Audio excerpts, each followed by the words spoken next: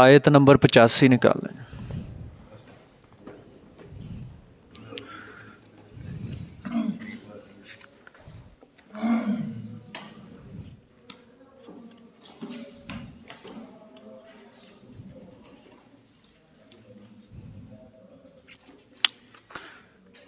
اعوذ باللہ من الشیطان الرجیم، بسم اللہ الرحمن الرحیم۔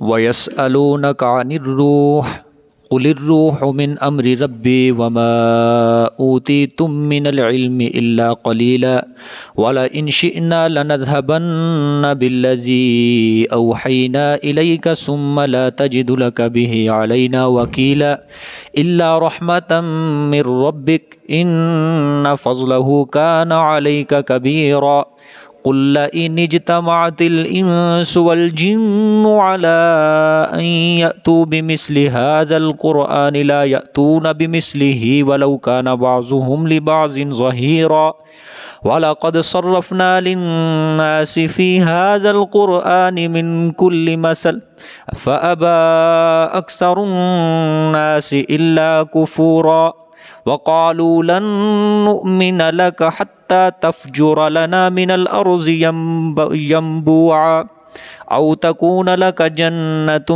مِّن نَّخِيلٍ وَعِنَبٍ فَتُفَجِّرَ الْأَنْهَارَ خِلَالَهَا تَفْجِيرًا أَوْ تُسْقِطَ السَّمَاءَ كَمَا زَعَمْتَ عَلَيْنَا كِسَفًا أَوْ تَأْتِيَ بِاللَّهِ وَالْمَلَائِكَةِ قَبِيلًا أَوْ يَكُونَ لَكَ بَيْتٌ مِّن زُخْرُفٍ أَوْ تَرْقَىٰ فِي السَّمَاءِ وَلَن نُّؤْمِنَ لِرُقِيِّكَ حَتَّىٰ تُنَزِّلَ عَلَيْنَا كِتَابًا نَّقْرَؤُهُ قُلْ سُبْحَانَ رَبِّي هَلْ كُنتُ إِلَّا بَشَرًا رَّسُولًا صدق اللہ العظیم۔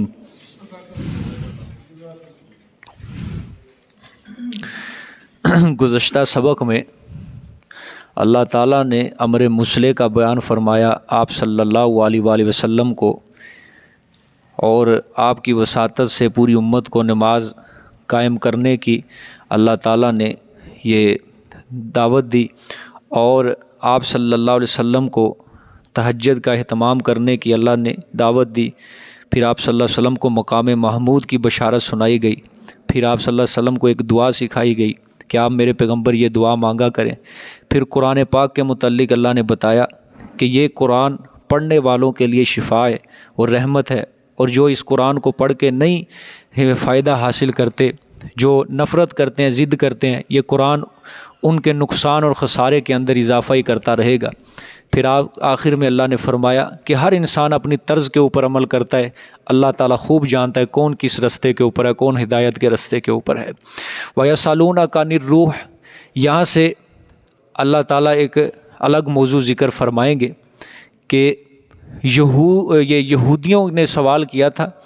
یہ سوال اصل میں قریش نے باہم مشورہ کیا تھا، یہ کیونکہ یہ صورت مکی صورت ہے، ٹھیک ہے۔ ایک بار قریش نے باہم مشورہ کیا مکے کے مشرکوں نے کہ یہودی جو ہیں مدینہ کے وہ اہل علم ہیں۔ یہودی کیا ہیں؟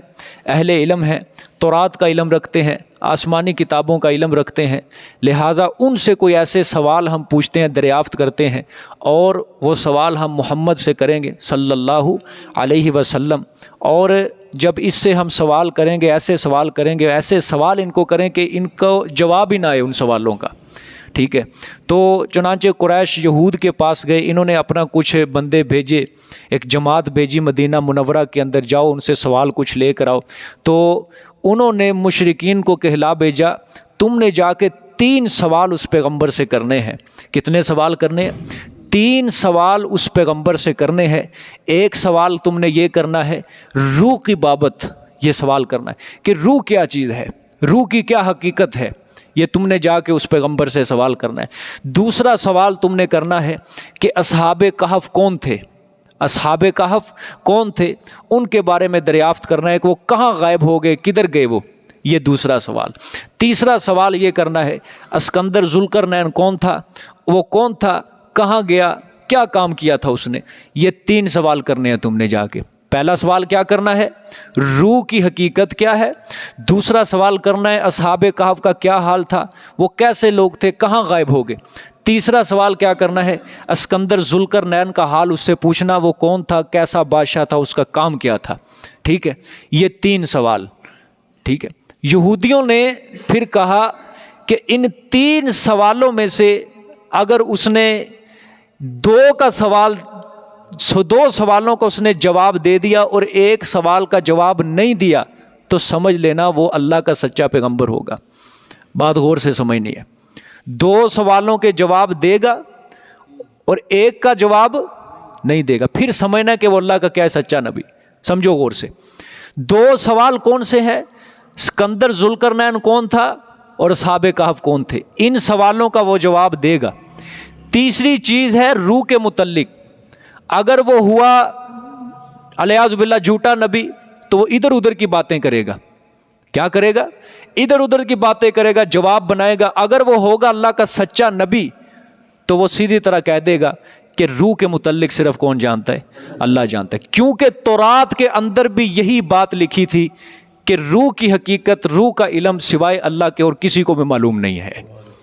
سمجھ آ گئی؟ روح کے بارے میں اللہ تعالیٰ نے کسی کو علم نہیں دیا، یہ روح کا علم جو ہے اللہ تعالیٰ نے کس کے پاس رکھا ہے؟ اپنے پاس رکھا ہے۔ سمجھ آئیے؟ یہ بات سمجھنے کی ہے۔ 3 سوالوں کے جواب دے گا، یہ نہیں 2 سوالوں کے جواب دے گا، 1 کے متعلق سوال کا جواب نہیں دے گا تو سمجھنا پھر سچا نبی ہے۔ کیوں؟ یہودیوں نے جو سوال کیا تھا نا روح کے متعلق، ان کی تورات کتاب کے اندر بھی وہی لکھا تھا جو اب قرآن یہی کہے گا کہ روح اللہ کا حکم ہے، اللہ ہی اس کو حقیقت کو اور ماہیت کو جانتا ہے، اللہ نے اس کے سوا کسی کو علم نہیں دیا۔ اگر اس نے کی کوئی اور بات تو پھر سمجھیں گے یہ کوئی اور نبی ہے، یہ نبی سچا نہیں ہے اللہ کا، یا اگر کسی نے ادھر ادھر کی باتیں کی سوال کے جواب میں، ٹھیک ہے؟ اسی لیے اللہ تعالیٰ نے یہ جو ترتیب رکھوائی ہے نا، تو ان میں سے 1 سوال کا جواب جو تھا اللہ نے یہ سورت بنی اسرائیل کے اندر دیا روح کے مطلب۔ 2 سوالوں کے جواب وہ الگ سے سورت کہف کے اندر دیے، وہ تفصیلی جواب ہوں گے۔ سمجھ آ گئی بات؟ اس کو الگ، کیونکہ یہ ترتیب جو رکھوائی ہے نا یہ اللہ نے خود رکھوائی ہے۔ ہاں آیتیں صورتیں وقتاً فوقتاً موقع مناسبت کے حساب سے اترتی رہتی تھیں، ٹھیک ہے، لیکن جو ترتیب تھی یہ ترتیب اللہ نے خود رکھوائی ہے۔ کیوں؟ آپ صلی اللہ علیہ وسلم، صحابہ کرام، کاتب وحی جتنے بھی تھے، یہ خود کہا کرتے تھے کہ جب ہم کوئی آیت لکھتے تھے، کوئی آیت اترتی تھی، وہ آپ صلی اللہ علیہ وسلم خود فرمایا کرتے تھے اس کو فلانی صورت میں فلانی آیت کے بعد لکھ لو۔ سمجھ آئیے؟ یہ ترتیب ساری اللہ نے کہاں خود رکھوائی ہے، اور بڑی منظم، بڑی زبردست ترتیب کے، ایسا کہ کوئی آیت کسی دوسری آیت سے ربط ٹوٹتا ہی نہیں ہے۔ سمجھ آ گئی؟ اس لیے روح کے متعلق جو سوال تھا اس کا ایک سیدھا سادہ جواب تھا کہ اس کا حکم، اس کی ماہیت، حقیقت صرف کون جانتا ہے؟ اللہ جانتا ہے۔ باقی 2 سوالوں کے جواب وہ تفصیلی تھے، وہ سورۃ کہف کے اندر، انشاءاللہ اس سے اگلی سورۃ کہف ہے وہاں پڑھیں گے۔ یہ 1 سوال کا جواب اللہ نے یہاں پہ دے دیا ہے، ٹھیک ہے؟ دیکھیں جی، یہ شکوہ بھی ہے، ٹھیک ہے؟ وَيَسْأَلُونَكَ عَنِ الرُّوحِ، اور آپ سے پوچھتے ہیں روح کے متعلق، یعنی کیا حقیقت ہے اس کی، ٹھیک ہے؟ کیا حقیقت ہے اس کی، روح کے متعلق سوال کرتے ہیں آپ سے۔ قُلِ الرُّوحُ مِنْ أَمْرِ رَبِّي وَمَا أُوتِيتُم مِّنَ الْعِلْمِ إِلَّا قَلِيلًا، فرما دو میرے پیغمبر، روح میرے رب کے حکم سے ہے۔ روح کس کے حکم سے؟ میرے رب کے حکم سے، میرے پالنے والے کے حکم سے۔ وَمَا أُوتِيتُم مِّنَ الْعِلْمِ، اور نہیں دیے گئے تم علم سے، اور نہیں دیے گئے تم علم سے، یعنی نہیں دیا گیا تمہیں علم، الا قلیلا، مگر تھوڑا، تمہیں تھوڑا علم دیا گیا ہے، ٹھیک ہے؟ اب سمجھو یہ بات، یہ اتنی بات آپ کو سمجھ آ گئی؟ یہ جو شان نزول آپ کے سامنے رکھا ہے یہ حضرت عبداللہ ابن عباس رضی اللہ تعالیٰ عنہما نے شان نزول فرمایا کہ یہ سوال جو کیا تھا مشرکین نے، یہ کن کے کہنے پہ کیا تھا؟ یہود مدینہ کے کہنے پر کیا تھا۔ اللہ نے فرمایا میرے پیغمبر یہ لوگ امتحاناً آپ سے روح کے متعلق دریافت کرتے ہیں کہ اس کی کیا حقیقت ہے، کہ جس سے انسان کی زیست متعلق ہے، تو آپ اس سوال کے جواب میں صرف اتنا کہہ دیں کہ تمہارے لیے صرف اتنا جان لینا کافی ہے کہ روح ایک خاص چیز ہے جو صرف میرے رب کے حکم سے پیدا ہوئی ہے، بس مختصر جواب ہے۔ روح ایک خاص چیز ہے جو میرے رب کے حکم سے پیدا ہوئی ہے، ٹھیک ہے؟ اگر دیکھو اس کا سوال کا جواب ہوتا، اگر ہو ہی جاتا، کیونکہ انہوں نے یہ سوال کیا تھا آزمانے کے لیے، انہوں نے یہ سوال کیا کیا تھا؟ آزمانے کے لیے سوال کیا تھا کہ تورات کے اندر دیکھتے ہیں یہی حکم لکھا ہے کہ روح کے متعلق یہی حکم تھا کہ اللہ کے سوا اس کا کوئی علم نہیں جانتا. اگر یہ اس نے تورات، کیونکہ قرآن پاک میں بار بار آتا ہے کہ یہ کتاب کس کی تصدیق کرتی ہے؟ پچھلی کتابوں کی تصدیق کرتی ہے. اگر اس کا جواب کوئی اور ہویا تو معلوم ہوا یہ جھوٹا نبی ہے. ٹھیک ہے کہ نہیں؟ اس لیے آپ صلی اللہ علیہ وسلم سے بھی وہی جواب کہلوایا گیا جو تورات کے اندر جو جواب دیا گیا تھا. ٹھیک ہے کہ نہیں؟ کہ روح کا علم صرف کس کے پاس ہے؟ اللہ کے پاس ہے. یہاں سے ایک اور بات ثابت ہوتی ہے کہ آپ صلی اللہ علیہ وسلم دیکھو اپنے علم سے کیا کر رہے ہیں؟ نفی کر رہے ہیں کہ مجھے روح کے متعلق نہیں پتا. اس کا علم صرف کس کے پاس ہے؟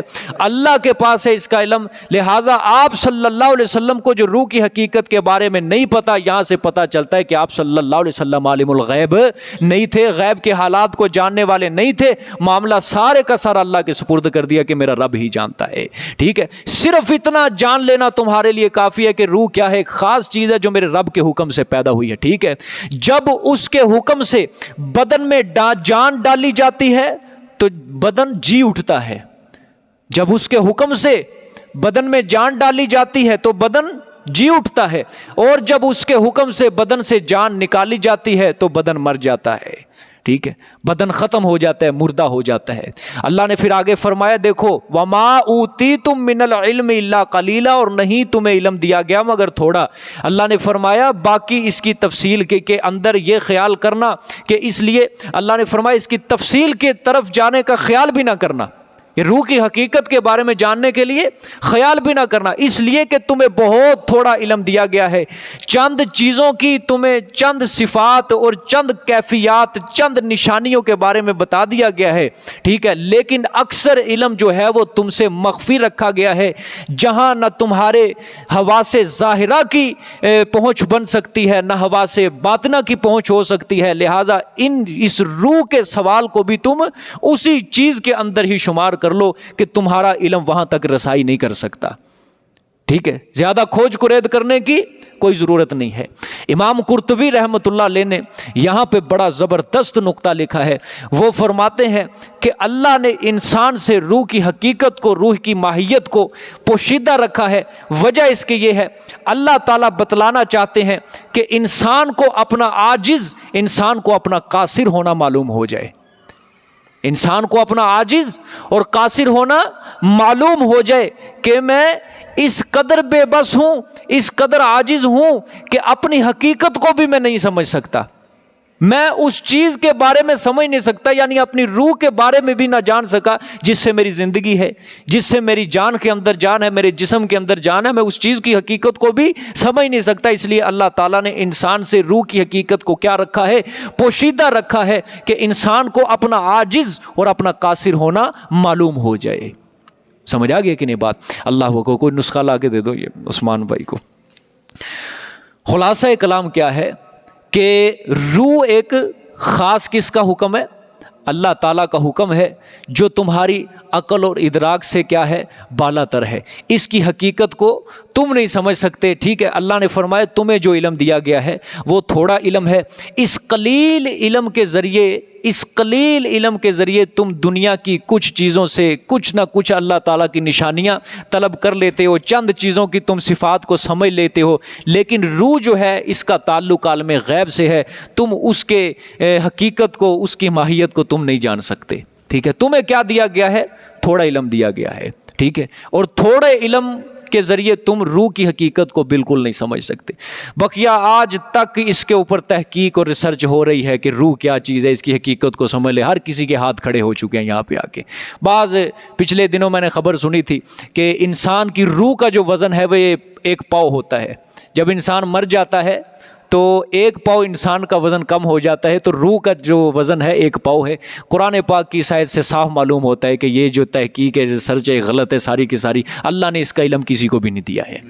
سمجھ آ گیا کہ نہیں بات؟ ہم سائنس کو قرآن کے اوپر ہی پرکھیں گے. ٹھیک ہے، بجائے یہ کہ سائنس کا سہارا لے کر ہم قرآن کو سمجھیں، نہیں، قرآن کا سہارا لے کر سائنس کو سمجھو. جو سائنس قرآن کے متعلق ہوگی مان لیں گے، جو نہیں ہوگی ہم نہیں مانیں گے. روح کا وزن جو ہے پاؤ نہیں ماننے، کیونکہ اللہ نے اس کا علم کسی کو بھی نہیں دیا. کیا ہے؟ قُلِ الرُّوحُ مِنْ أَمْرِ رَبِّي، فرما دو میرے پیغمبر کہ روح میرے رب کا ایک خاص. جب آپ صلی اللہ علیہ وسلم کو علم نہیں دیا، آپ صلی اللہ علیہ وسلم کو اللہ نے علم نہیں دیا، پھر باقی کس کو علم آ سکتا ہے؟ ٹھیک ہے، کیونکہ ہمارا تو عقیدہ ہے اللہ تعالیٰ نے اپنی مخلوق میں سب سے زیادہ جو علم دیا آپ صلی اللہ علیہ وسلم کو دیا ہے۔ سمجھا گیا؟ اہل سنت والجماعت کا اس بات کے اوپر اتفاق ہے کہ اللہ کے بعد اللہ تعالیٰ نے سب سے زیادہ اپنی مخلوق میں اگر کسی کو علم دیا ہے وہ آپ صلی اللہ علیہ وآلہ وسلم۔ جب آپ کو علم نہیں ہے روح کے بارے میں تو پھر ہمیں کیا کھوج کرید کرنے کی ضرورت ہے؟ باقی جو سائنسی تحقیقات ہیں وہ ایک طرف ہے، لیکن قرآن ایک طرف ہے۔ ہم قرآن کی آیت کو اپنے سینے سے لگائیں گے کہ اللہ تعالیٰ نے اس کا علم کسی کو بھی نہیں دیا ہے۔ سمجھ آ گیا بات؟ اللہ اکبر۔ آگے فرمایا والا ان شئنا لنذهبن بالذی اوحینا الیک ثم لا تجد لک به علینا وکیلا الا رحمتا من ربک ان فضلہ کان علیک کبیرا۔ یہ آپ صلی اللہ علیہ وآلہ وسلم کو خطاب ہے، اور البتہ اگر چاہیں ہم تو البتہ ہم لے جائیں بالذی اس قرآن کو اوحینا الیک جو ہم نے وحی کیا طرف تیرے، ثم لا تجدو پھر نہ تو پائے گا واسطے اپنے ساتھ اس قرآن کے علینا اوپر ہمارے وکیلا کوئی واپس لانے والا، وکیلا کوئی کارساز کوئی کام بنانے والا۔ ٹھیک ہے، لیکن ہم نے اس قرآن کو باقی رکھا کس طرح؟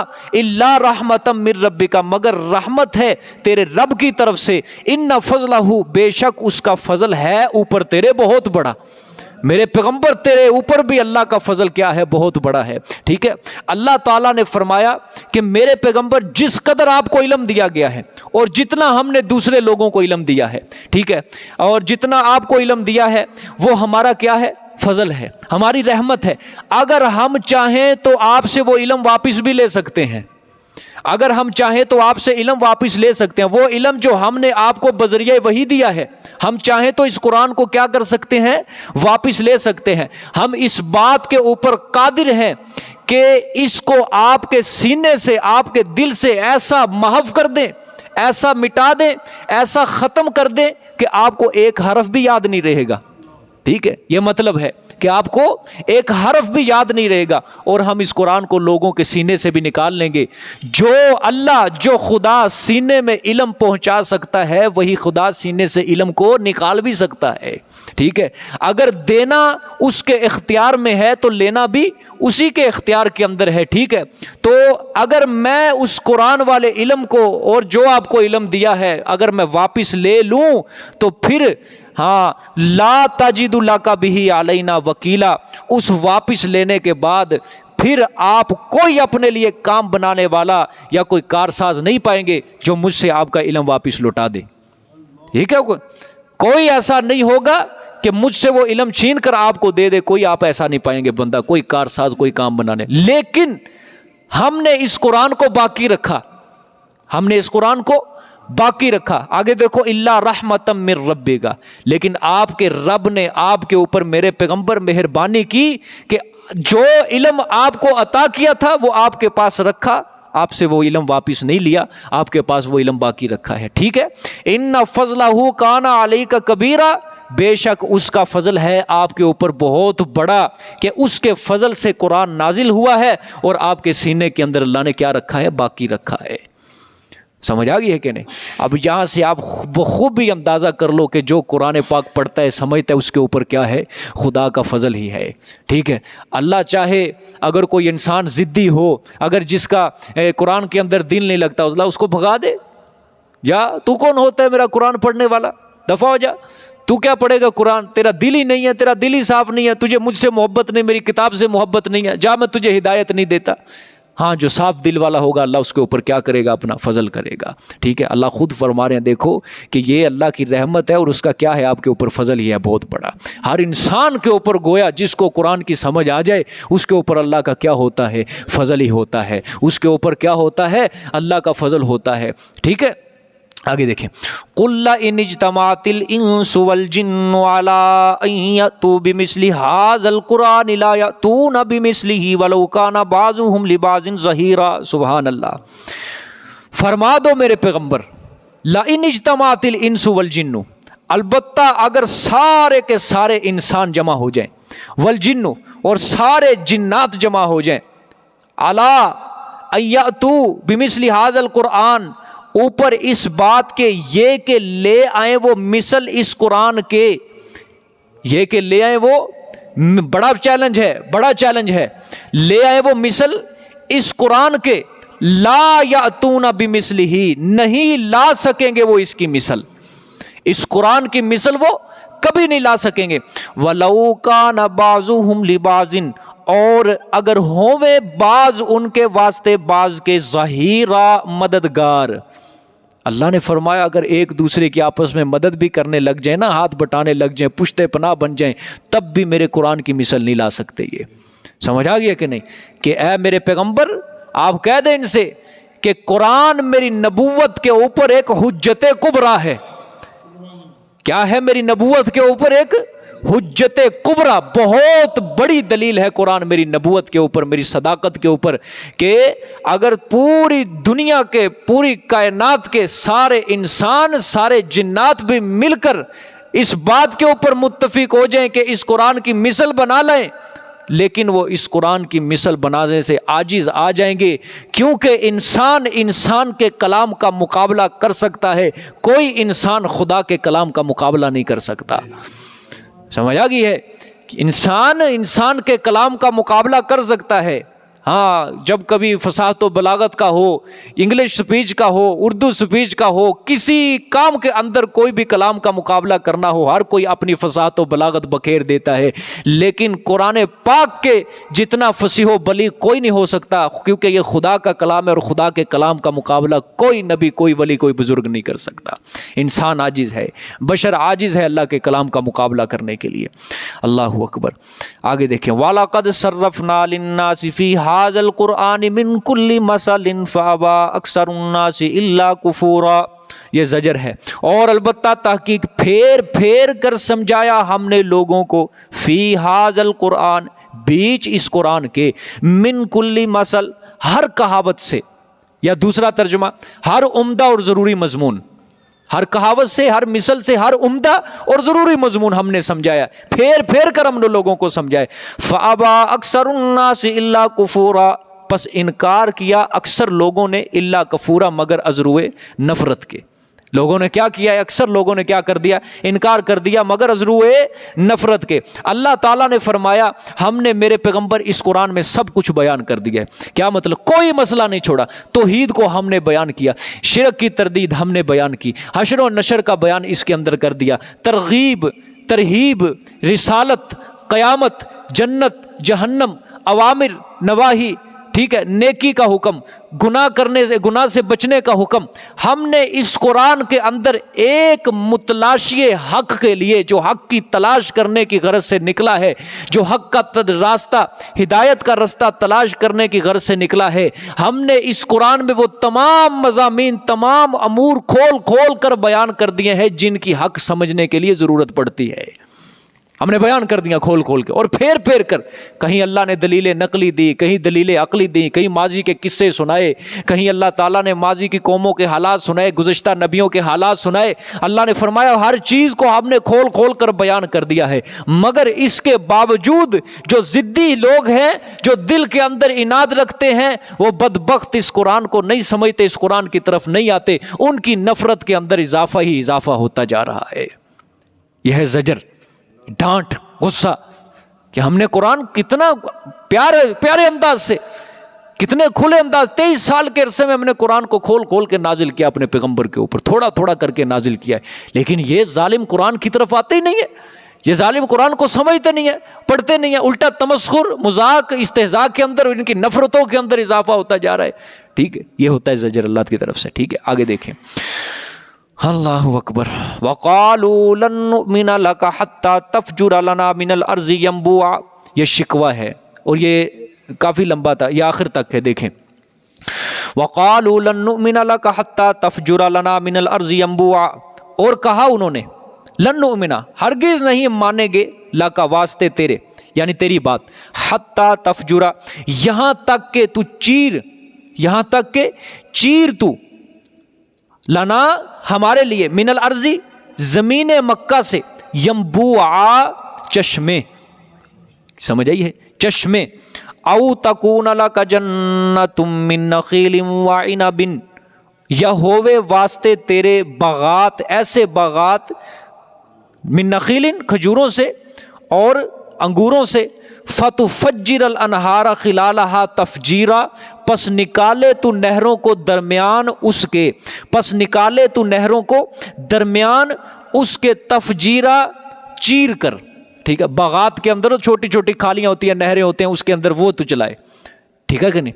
یہ ہے شکوہ مشرکین کے مطالبات کا یہاں پہ اللہ تعالیٰ نے ذکر کیا ہے، اور جن کو وقتاً فوقتاً وہ دہراتے رہتے تھے، یہ کام کر دو، یہ کام کر دو، کیونکہ میں نے آپ کو سمجھایا تھا سورۃ انعام کے اندر بھی، سورۃ اعراف کے اندر بھی، ہر دور کے مشرک کا عقیدہ ہوتا ہے کہ پیغمبر مشکل کشا ہوتا ہے، پیغمبر حاجت روا ہوتا ہے، پیغمبر مختار کل ہوتا ہے، اس کے پاس ہر چیز کا اختیار ہے، اس لیے یہ وقتاً فوقتاً اپنے مطالبات کو کیا کرتے تھے؟ دہراتے تھے۔ بعض کا تفصیلی جواب اللہ تعالیٰ نے دوسری جگہوں پر بھی دیا ہے، یہاں پہ اللہ تعالیٰ نے ایک چھوٹا سا جواب دے کے ختم کر دیا، لیکن کچھ باتوں کا تفصیلی جواب اللہ تعالیٰ نے سورۃ انعام کے اندر بھی دیا، اور کچھ باتوں کا تفصیلی جواب سورۃ یونس کے اندر، اس طرح مختلف صورتوں کے اندر اللہ نے ان کے مطالبات کا جواب دیا۔ مشرکین کہتے تھے کہ اے محمد صلی اللہ علیہ وسلم، جب تک تو یہ ہمارے مندرجہ ذیل یہ مطالبات میں سے کوئی مطالبہ پورا نہیں نہ کرے گا، ہم تیری بات کوئی نہیں مانیں گے، ہم تیری بات کوئی نہیں مانیں گے، اس وقت تک ہم تیرے اوپر ہرگز ایمان نہیں لائیں گے۔ پہلا مطالبہ کیا تھا ان کا؟ کہ تو کیا کر ہمارے لیے، یہ مکہ کی سرزمین سے تو کیا نکال، اب چشمے نکال، مکہ کی پہاڑیوں سے چشمے نکال یہاں پہ، پہلا مطالبہ ان کا یہ تھا، ٹھیک ہے، اس کا پانی میٹھا ہو، ٹھیک ہے، اور وہ پانی کبھی ختم ہونے والا نہ ہو۔ دوسرا مطالبہ کیا ہے جی ان کا؟ او تکون اللہ کا جنتن، یا ایسے باغات کر، یا ہوئے تیرے لیے ایسے باغات جو کھجوروں کے ہوں، انگوروں کے ہوں، اور اس کے اندر کیا چلائیں؟ نہریں چلا تو، یہ دوسرا مطالبہ ہے۔ تیسرا مطالبہ دیکھیں، او تسقط السماء کما زعمت علینا کسفا او تأتی باللہ والملائکۃ قبیلا، یا گرائے تو آسمان کو، یا گرائے تو آسمان کو، کما زعمت، جیسا کہ تو دعویٰ کرتا ہے، جیسا کہ تو دعویٰ کرتا ہے، علینا اوپر ہمارے، کسفا ٹکڑے ٹکڑے کر کے، ہمارے اوپر کیا گرا؟ آسمان گرا ٹکڑے ٹکڑے کر کے، ٹھیک ہے، یا یعنی تو کہتا ہے نا کہ ہم سرکشی کر رہے ہیں، ہم ضد کر رہے ہیں، ہم اناد کر رہے ہیں، اللہ کا عذاب آ جائے گا، ٹھیک ہے، اگر ہم جھوٹے ہیں، تیرے اوپر نہیں مان لاتے، تو سچا ہے تو ٹھیک ہے، گرا ہمارے اوپر آسمان بھی، یہ مطلب ہے، ٹھیک ہے۔ او تأتی باللہ والملائکۃ قبیلا، یا لے آ تو اللہ کو اور ملائکہ کو قبیلہ، ہمارے سامنے، ہمارے سامنے اللہ کو لے کے آ کہ ہم ان کو دیکھ لیں، ہم بات چیت کریں تیرے متعلق، ٹھیک ہے، لے کے آ اللہ کو اور ملائکہ کو، ٹھیک ہے۔ یہ ہے ان کا چوتھا مطالبہ، یا اللہ کو اور فرشتوں کو اپنی صداقت کی گواہی کے لیے ہمارے سامنے لے کے آ، چوتھا۔ آگے پانچواں، او یکون لک بیت من زخرف، یا ہووے واسطے تیرے گھر سونے کا، یا تیرے گھر، تیرے لیے کیا گھر ہووے؟ سونے کا گھر ہووے تیرے لیے، ٹھیک ہے۔ آگے ہے پانچواں مطالبہ، او ترقا فی السماء، یا چڑھ تو آسمان میں، یہ چھٹا مطالبہ ہے، پانچواں ہے یہ تیرا گھر سونے کا ہو، چھٹا او ترقا فی السماء، یا چڑھ تو آسمان میں، چڑھ جائے تو ہمارے سامنے آسمان میں۔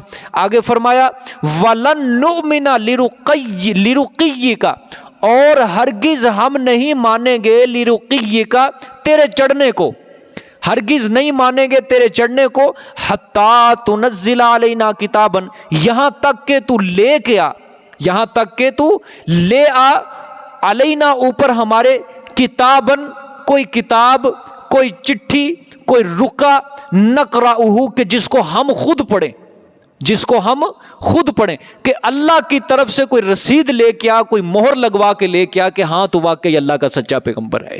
چھٹا مطالبہ دیکھو کیسا ہے، غور کرو، انہوں نے کہا کہ ترقا فی السماء، یا چڑھ تو ہمارے سامنے آسمان پر، ٹھیک ہے، اور تیرے چڑھنے کو ہم یوں ہی نہیں قبول کریں گے۔ آگے وَلَن نُؤْمِنَ لِرُقِيِّكَ، تیرے چڑھنے کے اوپر بھی ہم ایمان نہیں لائیں گے، بلکہ ہم مانیں گے اس وقت جب تو ہمارے سامنے آسمانوں سے کوئی کتاب لے کے آئے گا، کوئی چٹھی، کوئی رکا لے کے آئے گا جس کے اوپر اللہ کی مہر ہوگی کہ ہاں تو واقعی اللہ کا سچا نبی ہے، پھر ہم تیرے اوپر ایمان لے کے آئیں گے۔ اس کا جواب اللہ تعالیٰ نے سورۃ انعام کے اندر بھی دیا ہے۔ وہاں بھی انہوں نے کہا تھا نا کہ ہماری مرضی کے مطابق کتاب اتارو، اللہ نے فرمایا میرے پیغمبر اگر ان کی مرضی کے اوپر بھی اتار دی گئی نا کتاب، پھر بھی یہ کہیں گے ظالم یہ جادو ہے، جادو ہے، ٹھیک ہے۔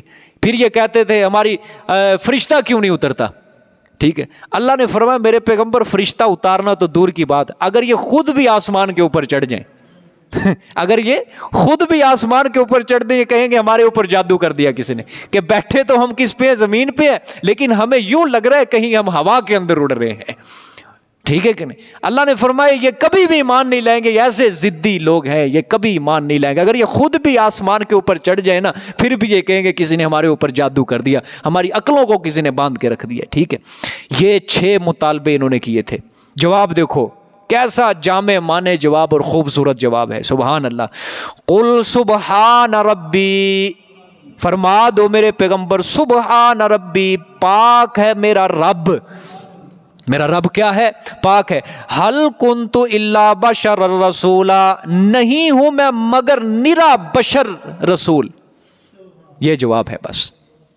اب جو لوگ کہتے ہیں کہ معجزہ دکھانا پیغمبر کے اختیار کے اندر ہے، معجزہ دکھانا پیغمبر کی طاقت میں ہے، پھر لوگوں نے ادھر بڑے بڑے نعتیں بنائی ہوئی ہیں، معجزہ میرے نبی کا کہہ دیا تو ہو گیا، معجزہ میرے نبی کا کہہ دیا تو ہو گیا، یعنی آپ صلی اللہ علیہ وسلم نے ادھر سے مطالبہ ہو معجزے کا اور آپ صلی اللہ علیہ وسلم نے کہہ دیا تو معجزہ ہو گیا۔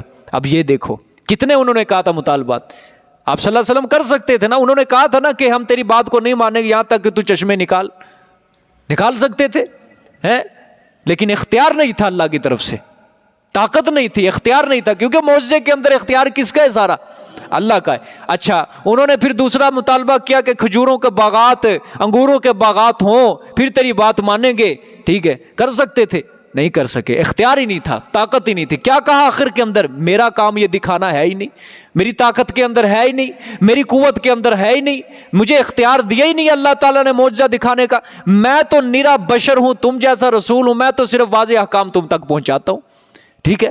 یعنی دیکھو غور سے سمجھو بات، قل سبحان ربی، میرا رب پاک ہے، نہیں ہوں میں مگر بشر رسول، یعنی میں مختار کل نہیں ہوں، میں مختار کل نہیں ہوں۔ اگر میں یہ کام کر سکوں، اگر میں یہ سارے کام، یہ تمہارے مطالبات پورے کر سکوں، تو میں اللہ تعالیٰ کے ہو جاؤں گا شریک، اس کی صفات کے اندر کیا ہو جاؤں گا؟ شریک، ٹھیک ہے۔ اگر یہ اختیار میرے پاس بھی ہوتے تو میں اللہ کا کیا بن جاتا؟ شریک بن جاتا، لیکن میرا رب سبحان ربی پاک ہے شریکوں سے۔ اب سمجھ آئیے آیت، میرا رب کیا ہے؟ شریکوں سے پاک ہے، یعنی اللہ عجز سے پاک ہے، اللہ یہ سارے کام کرنے کی قدرت رکھتا ہے، مگر اس پر کوئی ذات جبر نہیں کر سکتا، کوئی انسان جبر نہیں کر سکتا، وہ ہر کام اپنی مرضی سے کرتا ہے، ٹھیک ہے۔ میں تو ایک انسان ہوں، میں تو اللہ کا کیا ہوں؟ ایک رسول ہوں۔ جن باتوں کا تم نے مطالبہ کیا ہے نا، یہ ایک انسان کی طاقت سے وراء الورا ہے، یہ ایک انسان کی طاقت سے باہر ہے، انسان کی طاقت اس کے آگے عاجز ہے، لہٰذا تمہارے مطالبات کو پورا کرنا یہ میرے فرائض کے اندر داخل نہیں ہے۔ میں تو رسول ہوں، اللہ کی وحی کا کیا ہوں؟ پابند ہوں، اللہ تعالیٰ کے حکم کا پابند ہوں، جو اس نے کہہ دینا ہے میں نے وہی کر دینا ہے، میں نے صرف تمہارے سامنے کیا کرنے ہیں؟ احکامات اس کے پہنچانے ہیں، معجزات دکھانا یہ میرا کام نہیں ہے۔ دیکھو قرآن کی کتنی واضح آیت ہے، کتنی واضح آیت ہے کہ کتنے مطالبے، کیونکہ ہر دور کے مشرک کا عقیدہ ہوتا ہے۔ میں نے آپ کو سمجھایا تھا کہ پیغمبر کے پاس اختیار ہے، پیغمبر معجزہ دکھا سکتا ہے، پیغمبر مشکل کشا ہے، پیغمبر حاجت روا ہے، پیغمبر فلانا کام کر سکتا ہے، ٹھیک ہے۔